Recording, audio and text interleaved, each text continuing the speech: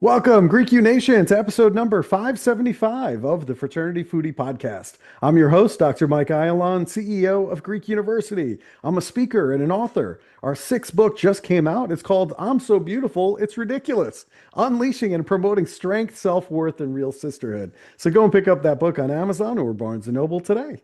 We call these episodes the Fraternity Foodie Podcast because there is nothing like great food to bring college students together. Fun fact, my wife Jen works for Navy Federal Credit Union, and there she helps military veterans get into housing at really great rates to reward military veterans and their families for their service. It's rewarding work when you get to help military veterans, and today we have a very inspiring story from a veteran that I think you're really going to enjoy. Don Eggspuehler grew up in a small town in the heartland of America during the 1950s. Like millions of other baby boomers growing up in the Midwest rural towns at the time, Don enjoyed a large, close-knit family, which fostered the passing down of life lessons through storytelling. After graduating from Iowa Falls High School in 1965, Don attended the Ohio State University. While majoring in international studies, Don also learned how to fly airplanes and helicopters, achieving commercial pilot ratings. After graduating from Ohio State in 1969, Don joined the U.S. Marine Corps as an officer and progressed through a series of flying assignments, including combat bombing missions in A-6A jets in Vietnam. Don, welcome to the show. Thank you, Michael. Appreciate you having me on the show. Hey, it is an absolute honor. And first, I have to start out by saying thank you for your service. We are incredibly grateful for what you've done over your career, certainly in Vietnam. And I think there's so much to talk about, especially today with what's going on in the world. I really love to talk to military veterans to get their take on what's happening in the news today. But even before we get to all of that, you decided on the Ohio State University for your undergraduate experience. I'm wondering, why did you choose to go to school at Ohio State? Well, that's a good story. I was at an Iowa-Ohio State football game my junior year in high school, and my Uncle Jack, my dad's brother, flew in his twin-engine airplane from Columbus. He was on the staff at Ohio State University, and he looked over at me in the third quarter and said, "So Don, what are you planning on for college?" And I said, "I don't know. I'll probably go to Iowa. I have no idea." And he said, "Well, what would you think about coming and living with us in Columbus and going to Ohio State?" And I said, "I'd love to."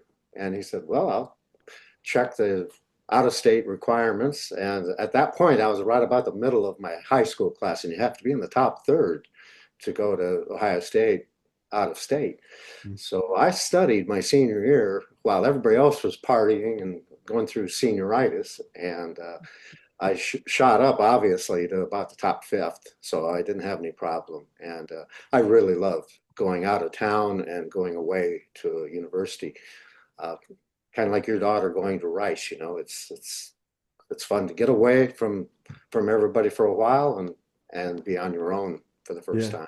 Well, that certainly is a fun experience. And you had some incredible college football to go and watch. I don't think the Rice University football team is quite as good as Ohio State. But Yeah, my daughter says a nobody fun goes to thing the every games at Saturday Rice.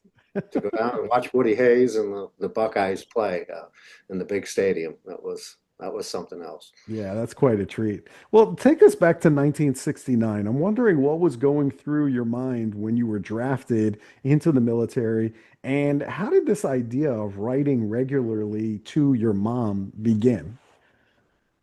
Well, they were there for my graduation day, and it was that day I went out in my cap and gown to the mail and got my draft notice. I had worried about getting drafted all through high school, all through college, because a lot of my friends had been drafted.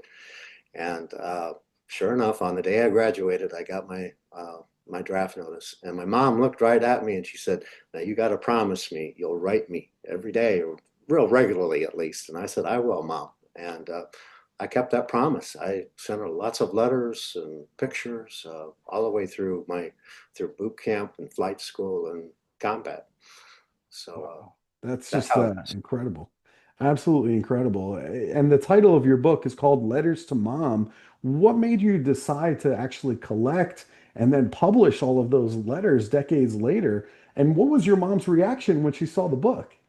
Oh, that's a great question. I, I came back from Vietnam and I really was very bitter about the war. It was at the very end of the war, so I didn't talk about it very much to any of my friends or family. I had lost 8 good buddies there who got shot down in our squadron. So it was really, nobody talked about it. And it was 6 years later that I was up visiting my mom in Iowa. Uh, and she had cancer at the time. And I said, "Hey, Mom, did you ever save any of those old letters?" And she said, "Oh, yeah, saved them all. And they're in a box up in the attic." And I went, "Wow, I would really love to go back and reread through those myself." And most of them were lighthearted and silly things that were going on and behind the scenes in the military. And I tried to keep it light and humorous because I didn't want her to worry. And so I got a lot of laughs out of it, and I got some closure from rereading the letters. And so I decided I'm going to take the very best of each letter and type it up because most of them were handwritten letters and kind of hard to read. Mm. And I put it together in a book for her with the pictures and gave it to her as a Christmas present. And it was the best present I ever gave her, uh, by far. She loved it, and she did pass that next May. So it was just a few months later that she died. And I got the book back and it sat in my closet for over 40 years. And I got it out last year, and I thought, this might be of interest to Vietnam vets or Afghanistan vets or young people who haven't even got in the military, what it's really like to go to boot camp, flight school, combat. And so I published it, and it came out last November. It's called Letters to Mom. And it's just a compilation of all those letters and books into one book that I think would give them an idea of what it's really like to go Mm. into the military. That's powerful. And in the book, you share stories about Marine Corps boot camp, flight school, night bombing runs in Vietnam. I'm Yeah. wondering what lessons from that intense time of your life still stay with you today, and how can the college students apply those lessons in their own lives? Well, that's kind of funny because when we were in college, if we had a big test to take or something, we'd say, "Hey, what's the worst that can happen? Shave my head and send me to Vietnam?" And guess what? I went into boot camp and they shaved my head. And 3 years later, I ended up going to Vietnam. And so I lived to tell about it. But yeah, some of those times were very intense, especially the night bombing runs, because we were in North Vietnam, no radio contact with anybody. So if you got hit, nobody knew it, and if you just didn't come back, it was basically it. During the day bombing missions, we were always in contact with a forward air controller, a FAC that was in a smaller plane right down by the treetops, and they would tell us what the target was. You could see, in daytime, and he would put a smoke rocket in on the target so we could see it, and then we'd dive bomb on that target. And those we were getting shot at by anti-aircraft artillery and SAM missiles and everything they had, but it was not as scary because we were talking to people and we knew what was going on. In the night missions, it was totally on your own and navigating by radar between mountains. SAM missiles at night are something else, and so and we had a fairly sophisticated airplane even for those days because it had a computer on board that would track moving targets on the radar and calculate our airspeed and altitude and the ballistics of the bomb and everything so that they were very, very accurate. And we were trying to stop the traffic of trucks going down from North Vietnam to South Vietnam with, ammunition and food and so forth that they were taking to the North Vietnamese troops. And and that's where we lost most of our guys was on those night missions because after a while they realized we were flying low level right over the roads, and so they'd just radio up the road and tell their friends to just start shooting bullets straight up, and there's not much you can do about that. We just fly into a curtain of bullets, and so it was some fairly intense missions. Yeah, that sounds very intense. And you also talk about facing that fear during those night missions. How did you learn to function under that kind of pressure? And what advice do you have for young people who are feeling overwhelmed or anxious in their daily lives? Uh, it's like I said, the military really does teach a lot of leadership principles, especially when you go to officer training, because after a few weeks of harassment, they really did have us start solving problems and putting us in teams and getting us to really solve a situation. Because after all, we were college graduates, and they wanted us to be leaders of troops and so forth when we got through with OCS. And I think I was lucky in that I did get trained. I had several years of training in the jet and all the systems and armaments and so forth. What I had the biggest problem with Vietnam was that they were drafting young guys right out of high school that had just been to their prom, and 6 months later they got a rifle in their hands and they're in the jungle, and they were setting ducks. And so, I really had a problem with that, in that our country sent those boys over without really having any training to speak of. And Hmm. that's, I think, why there was so much bitterness about the war afterwards. That thing ran on for many, many years. And it was just one of those things. But again, since I was trained, it was funny when you're really in the middle of a mission, you're so focused and you're so busy that you really don't think about it too much. You just do your job. And when it really hits you was after you're done with the mission and you're flying home and you're okay. And it just kind of settles in on what you just went through. And you say, wow, lucky to get through that one today. So it was, but that's kind of what life is. It's a whole series of events, some that you have control over, some that you don't. And you just need to learn to deal with those experiences. Yeah. Well, it's great that you got the training that you needed, but I agree with you. I think about those guys that went over right after prom with no training.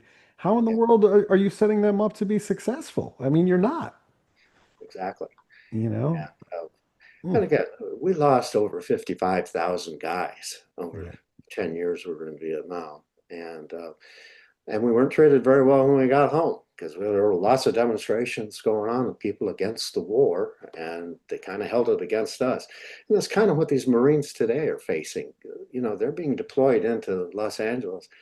They don't want to be there. This is not their mission. But again, you learn to take orders and do what they tell you to do if you go Yeah. in. But I mean, I mean, imagine if you were deployed to Los Angeles. I mean, you were trained to kill people in war. And now suddenly you're dealing with American citizens in Los Angeles, of all places. I mean, that's not really what you were trained to do. That would put you in a really bad spot, right? Oh, yeah. Even the National Guard, I feel sorry for those guys, because, they weren't really, this is not supposed to be what their mission is, to be going against their own citizens. But, uh, again, it's the reality of what we're living with today. Mm. And really, it's like we were talking, this what happened yesterday with Israel making all those attacks on Iran. You just never know from day to day what's going to happen. And if you are in the military, you can be deployed any moment to anywhere and to do your job. And you learn that discipline, and that you learn how to follow orders and Yeah. they tell you. Uh, I Yeah. think I I'd have mean, a real hard time being deployed against my own people, though. That would be really asking way too much. I think that's asking a lot. I mean, certainly if you're in the Marines, then you expect that you potentially could be deployed anywhere in the world to some foreign adversary. But to be deployed to LA, Yeah. what? Against our own people? You know what I mean? Like that to me, that really, I don't know, it just doesn't seem right to me. It doesn't seem like that's the right fit. And, you have the LAPD. They're certainly very qualified to be able to handle people who are demonstrating. This isn't their first demonstration in Los Angeles. That's what they're trained to do. So that's all I'm saying is send the people who are trained to do the job. You know what I mean? That's the moral of the story here. Oh Well, and I boy. think again, the way the news builds things up, it was just a few cars that were set on fire in one small area of LA. It wasn't a major uprising. Yeah. There were a lot of protesters, but they were being peaceful. Right. And I really don't think they needed to call in all the National Guard and the Marines. Yeah. But You send guys in from the National Guard with guns into LA, it just sends a bad message because now we're escalating things way, way beyond what the situation calls for. You know what I mean? But boy, oh boy. I think about what you've been through and some of the other Vietnam veterans as well. I mean, you talked about coping with PTSD and survivor's guilt because you came home and many of your buddies didn't make it home. right. So, how did rereading all of those letters help you to process some of those invisible wounds that you had? Well, it really helped me get closure and understand my bitter feelings about the war because, like I said, most of the letters were upbeat and they're humorous and there were the little things going on behind the scenes that were funny. Uh, but my mom had the same reaction. She relived going through that time and worrying about me every day. And getting a letter just meant the world to her. And it meant the same to me, to the service guys. When they got a letter, it was a big deal. Hmm. It's almost a lost art these days. People just don't write letters very much anymore. Um, they'll type out a quick text or email, but to really write a heartfelt letter expressing your love for your family and so forth that I think it really made a big difference to both of us to get to go back through them. And I hope it does the same for people that read the book because Yeah. these are authentic. These are when it was happening. And there are very few books that take you right into. I would have never remembered a tenth of this stuff this many years later, but I had it documented in those letters. And thank goodness she saved them. I the book would not be if it had not been for her to save those letters and let me have them as the material for the book. Yeah. Well, you did include a whole bunch of heartwarming and funny moments from your time in Vietnam, including a visit from Bob Hope, which is just incredible. I mean, that guy was just as funny as can be. If you haven't seen his stuff, go back and watch some tapes of Bob Hope because he is a funny guy. Uh, And I'm wondering, how important is humor in terms of getting through those uh, difficult moments? Because maybe the students can learn something from that in terms of their own resilience. it's everything. And again, a lot of people talk about the bond that you get with the other fellow Marines in combat, especially, and I'm sure it's very similar for guys in the fraternities. Yeah. I was in a fraternity for a while, Phi Kappa Tau, and they call each other brothers, and Yeah. they really are. They build that bond over time, and hopefully they'll keep that friendship their whole life. I'm still in touch with a lot of my old squadron mates, and it's amazing. But you mentioned Bob Hope. What an amazing man. Um, it was his last tour in Vietnam in '72. And he brought his wife Dorothy along, and I mean Doris, I'm sorry, and Red Fox was also with him, and Lola Falana and Miss World, and just a whole big entourage. And for him to come in, we were in the jungle in Thailand, in Nam Phong, Thailand, in a deserted Air Force base. So we were living in tents and no running water, no electricity. And for him to come into our location there and put on a show, and he was amazing. You're right, that humor brought all of those Marines together. And when his wife sang White Christmas, you saw 400 Marines crying their eyes out because it's so touching. Yeah. Uh, Pretty amazing. Yeah, that's really amazing. He just did God's work there throughout Vietnam. He really did. Incredible, incredible guy. You also wrote another book that I thought was kind of interesting. It's called Life Lessons Learned in Grade School. And I'm wondering, what was one of your favorite childhood stories from that book, and what lesson did it teach you? Oh, yeah. Well, I actually wrote two books, Life Lessons Learned in Grade School, Part One and Part Two. Mhm. Part One was kindergarten through third grade, and then fourth through sixth grade was the second book. And you have to kind of shift back to when you were a 5-year-old, but it's written uh, with me at that time, what I was learning. And we learn a lot of things the hard way by making mistakes and getting in trouble. And I was one of those kids that was not thinking things through very well. So I get in trouble all the time. But you learn, and you learn lessons that you keep for life. When you're a young child, just 5 years old, uh, one of the very first stories in the first book is we're going into the dime store and we got a dime to spend. And I was going to get a candy bar, but I saw that horse, the mechanical horse over there, and I said, I've got to ride the horsey. And so mom got me up on this horse, and she put her dime in the slot, and it started off, it went real slow, and then it stopped. I got mad. I said, "Hey, wait a minute. I got gypped here. I don't know what happened." And I'm stomping around and I'm throwing a tantrum in the dime store. And my mom was saying, Don, you better quiet down. I'm going to have to slap you. And of course, that didn't stop me. I'm making more noise. And so she goes to slap me. And I turn my head just as she did that. And she hits me right on the nose. And my nose starts bleeding. And I said, now look what you've done, right in the middle of the dime store. So she shuffles me out real quick and gave me a Kleenex to stop the bleeding. But it's just little stories like that I learned a good lesson right there. If your mom tells you, you better listen to me now, or this is going to happen, you better listen because she means it. And it's a whole bunch of stories like that I had when I was growing up. And again, I had a great childhood because I grew up in a small town, 5,000 people, rural Iowa, called Iowa Falls. And I was gone on my bike all day long. I had freedom like kids really don't have today. Yeah. And really, it's the adventures of me going out into the world and around town and just doing a lot of silly and crazy things and then learning lessons from those. And I kind of wrote the books to help young people, think before they act and maybe learn lessons the easy way instead of having to learn them the hard way like I did. Yeah, yeah. I tell college students all the time, and we had a similar upbringing where I was on my bike, literally from sun up to sundown, and that's how I knew it was time to come home, is because the lights went on in the streets.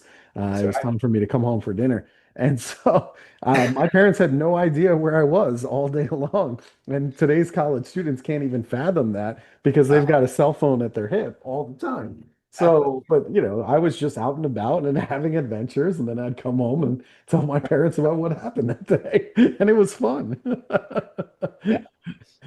And I was hoping to get that across to some of the people today of what it was like to grow up in the 1950s. Yeah. Elvis was going on and all this other stuff. Rock and roll was just coming out. And so it was a really kind of fun time in America after World War II. Oh yeah. Uh, I have a lot of fond memories of my childhood, so I wanted to share those stories. And Yeah. that's what, Those are good times right there. Elvis and the Beatles yeah, and everything else that was going on. It was just a wild time. yeah. Uh, good times for sure. Why do you think? I mean, obviously you're a really good storyteller. You've been able to kind of archive all of those important stories and be able to tell it with lessons, whether that be through your letters or through books. Why do you think that storytelling is such a powerful way to pass down wisdom and then reflect on all of your life experiences? Oh, that's a great question also. Uh, we all listen to stories all day long. Everything on TV, all the movies, are stories. And I think we learn better by watching someone else learn something than really being told, hey, do this, do that. Uh, and a good story is amazing. My grandfather to answer your question, was a big part of that because as a 5-year-old, I was really inquisitive, and he was already a retired banker. And so he had lots of time. And he took the time to tell me stories about when he was a little boy growing up on a farm with no electricity and uh, and it was fascinating to me to listen to his stories, Hmm. and I kind of picked that up from him, and that's what kind of inspired me to write these books now that I'm retired. Yeah. Everybody loves a good storyteller. If you want to be a good speaker, learn how to be a good storyteller because Yeah, that's that's really where people just kind of, you know, clutch onto you and they figure out what in their life kind of resembles what you went through, what you're talking about on stage. And my dad actually was a medic in the Israeli army, and he had a knack for just remembering every joke that anybody has ever told him. And so they would throw him up on stage while they were in the army and they just wanted entertainment. I mean, anything to get their mind off of the war, right? So they would just throw him up on stage and say, "Make us laugh," and he would just go on for hours, and he would never repeat the same joke twice. It was amazing. But a joke is really kind of a story. If it's a good Yeah. joke, it's got a beginning and a Yep. middle and an end. It's the And same thing. it's it's a real gift if you can remember jokes like he did. I'm not a real good rememberer of I jokes. know. Yeah, neither am I. I didn't get that trait. I love public speaking. Don't get me wrong. I love that. But yeah, I can't remember a joke somebody told me yesterday. I'm like, well, how did that? What was the beginning and the middle and the end? I'm like trying to piece it all together. But some people just have a knack for it. You know, Bob Hope certainly is one of those guys that just had a knack for telling stories and remembering the punchline and could deliver it every single time. So he's another really good example of a great storyteller. That's what he does up there. So that's fantastic.